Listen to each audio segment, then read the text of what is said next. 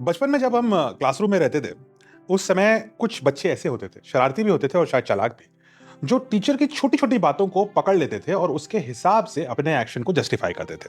यानी टीचर ने कहा कि चैप्टर पढ़ के आना, लेकिन चैप्टर के क्वेश्चंस पढ़ना नहीं। तो ये नहीं बोला तो सर हम तो नहीं पढ़ के आएँगे।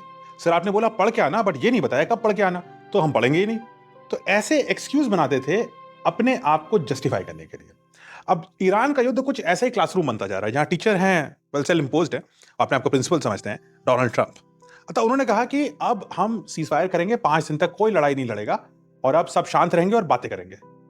लेकिन उसके तुरंत बाद 40 मिनट बाद, यानी एक पीरियड भी नहीं ओवर होता स्कूल में, अगले पीरियड में 40 मिनट बाद इज़राइल ने ईरान पे अटैक कर दिया। अब ईरान वाले भी question mark, Israel exclamation mark और ट्रंप डबल क्वेश्चन मार्क।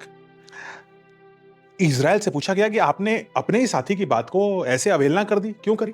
तो इज़राइल ने उसी बच्चे की तरह बात करी, जो क्लास में चालाक होता है। इज़राइल ने कहा ट्रंप ने ट्वीट किया, हमने सुना। उसमें लिखा था अब कोई लोग अपने-अपने एनर्जी इंफ्रास्ट्रक्चर पे अटैक नहीं करेंगे। बट ये नहीं बोला कि नॉन एनर्जी का क्या करना है। नहीं बोला तो ठीक है, कर लो। अब ये जो सीन है ना, मुझे एक बहुत फेमस मूवी है, इंडियन मूवी, मुन्ना भाई। उसका एक शॉट है, अगर आप उसको देखेंगे, ट्रंप साहब नहीं देखते, बेंजामिन नेतन्याहू भी नहीं देखते, ईरान में भी शायद नहीं देखते हैं, लेकिन ये शॉट देखिए, क्या आपको याद आती है उसी सीन की? शॉट देखिए।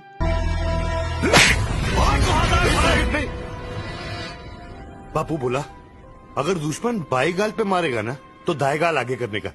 ये ले देख, नहीं मारा ना। भाई इसने तो चिपका दिया।